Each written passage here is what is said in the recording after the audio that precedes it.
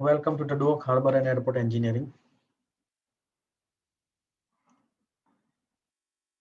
In this lecture, we are going to start topic port administration.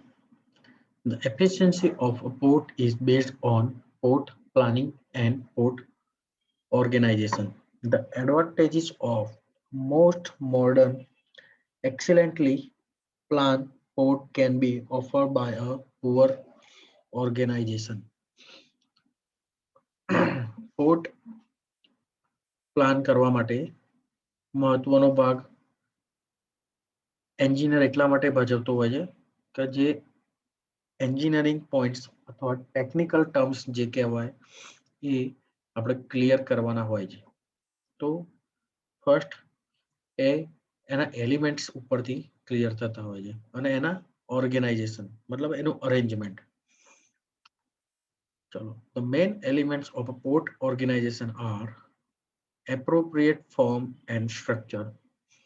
દરેક વસ્તુના એક પ્રમાણ અને એની લિમિટેશન્સ મર્યાદા એને ધ્યાનમાં રાખીને એને સંકલિત અથવા વિકલિત કરવાનું હોય છે.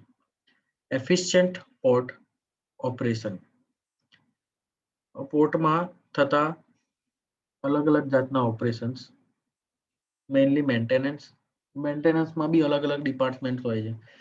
કયા પાર્ટનું કયું મેન્ટેનન્સ હોય છે, ક્યાંથી વેહિકલ આવશે, ક્યાંથી જશે, ક્યાં ગાડી પાર્ક થશે, કઈ જગ્યાએ એનું રિપેરમેન્ટ થશે, કઈ જગ્યાએ ફ્યુલ રિફિલિંગ થશે, કઈ જગ્યાએ લોડિંગ અનલોડિંગ, કઈ જગ્યાએ વેઇટિંગ, કઈ જગ્યાએ એને ડાયરેક્શન, કઈ જગ્યાએ વેઇટિંગ, કઈ જગ્યાએ રિલેક્સેશન, આ બધી વસ્તુનું બહુ ધ્યાન રાખવાનું હોય છે. થર્ડ છે એનલાઇટનેડ લેબર પોલિસી. તો ત્યાંના જે લેબરની પોલિસીસ હોય છે એ પણ એક ધ્યાનમાં રાખવાની હોય છે. A sound financial system and modern accounting method. પૈસાની દ્રષ્ટિએ સરળ અને મોડર્ન, સસ્તું અને સારું એ પોલિસી આપણે આપવાની હોય છે. Complete and accurate port statistics, skillful promotion and publicity, development of the port, city and auxiliary commercial services, regional cooperation from neighborhood port. દરેક વસ્તુ જરૂરી છે. એના જોડે જોડે એ પોર્ટનું પબ્લિસિટી, એ પોર્ટના એના નેબર પોર્ટ જોડેના રિલેશન, વ્યવહાર ઇન ધ સેન્સ લેવડ દેવડ, અવન જવન, કે જેનાથી પોર્ટ અને એ પોર્ટના આસપાસની સિટી અથવા લોકેશન જગમગતું રહે. Okay, the port are administrated by a board of directors and the chairmen execute the policies and programs laid down by the board. A port users committee give suggestion for the efficient use of facilities and improvement that the necessary. In short એવું કહી રહ્યું છે કોઈ પણ port બનાવતા પહેલા જે આપણે સામાન્ય બંગલાની વાત કરીએ, કોઈ બંગલો બનાવવો હોય તો આપણે પહેલા ક્લાયન્ટની રિક્વાયરમેન્ટ, ક્લાયન્ટ શું છે, કઈ રીતે રહે છે, કેવો વ્યવહાર છે, એમને કેવું પ્લાનિંગ જોઈએ છે, એમની રિક્વાયરમેન્ટ્સ એન્ડ એમની નેસેસિટી આપણે જાણવી જોઈએ. એ નેસેસિટીના બેઝ ઉપર આપણે પ્લાનિંગ કરતા હોઈએ છીએ. The chairman is assisted by several department heads such as, હવે તેના ચેરમેન હોય છે ને એ આ પર્ટિક્યુલર ડિપાર્ટમેન્ટમાંથી હોય છે જેથી એ દરેક વસ્તુનું પોતાની ફિલ્ડના રિલેટેડ ધ્યાન રાખી શકતા હોય. ફર્સ્ટ આવે છે port planning, second engineering, custom and security, account, trading and pilotage, store purchase, transport અને મેડિકલ, જે બેઝિક નીડ છે કોઈ પણ એરિયાના ડેવલપમેન્ટ કરવા માટે. There is a line diagram of organization structure for a port is first board of director, પછી આવે છે પોર્ટ યુઝર કમિટી કે જે પોર્ટનો મેઇનલી યુઝ કરવાના છે કે જેનાથી એ લોકો નક્કી કરશે ચેરમેન્સ. એ ચેરમેન્સમાં આપણે જે અલગ અલગ ફિલ્ડ આપી હતી એ ફિલ્ડના લોકો હોય છે. બરાબર. ઇન્ડિયન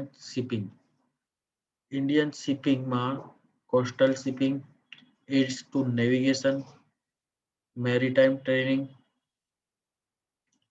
એક્સેટ્રા આવતું હોય છે.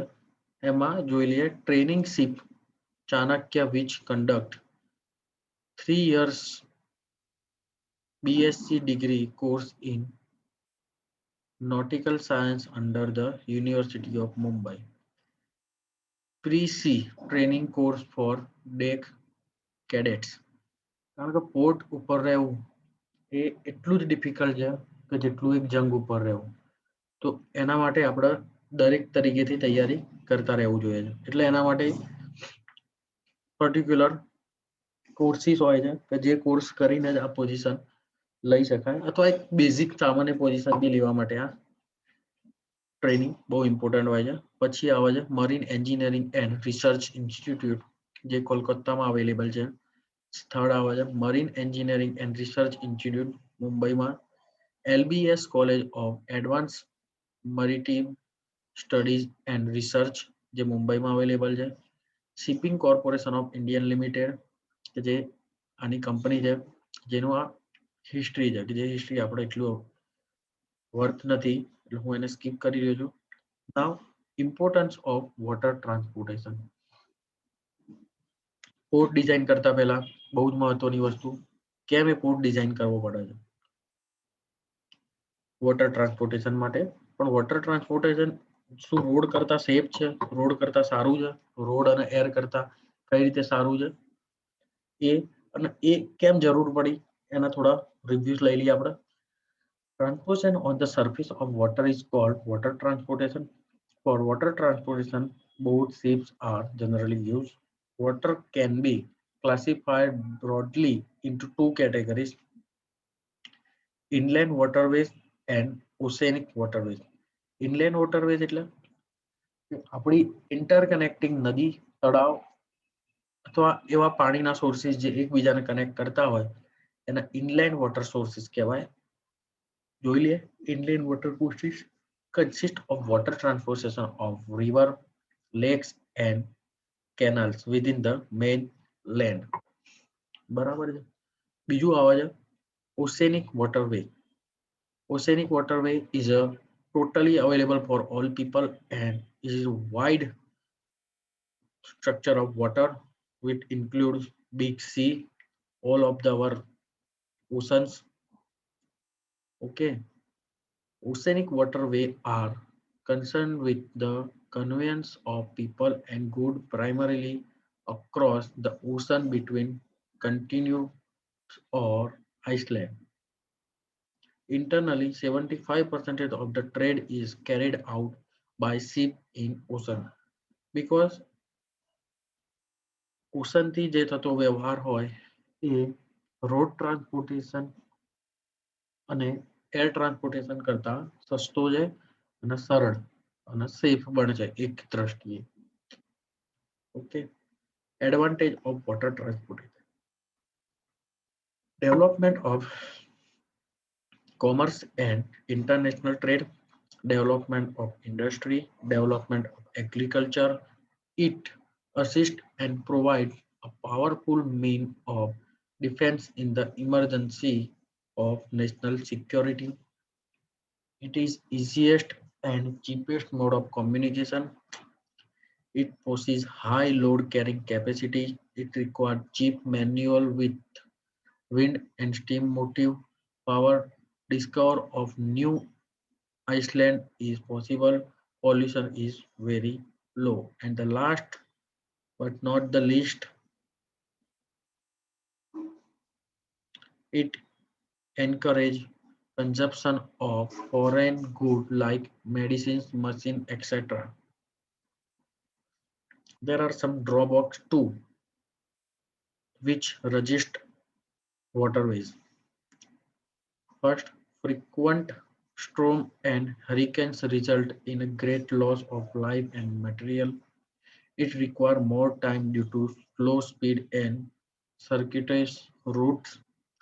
There are more chances of attack by the other countries on naval ship, vessel, oil spillage, noise, smoke, and fumes cause pollution and encourage marine lives.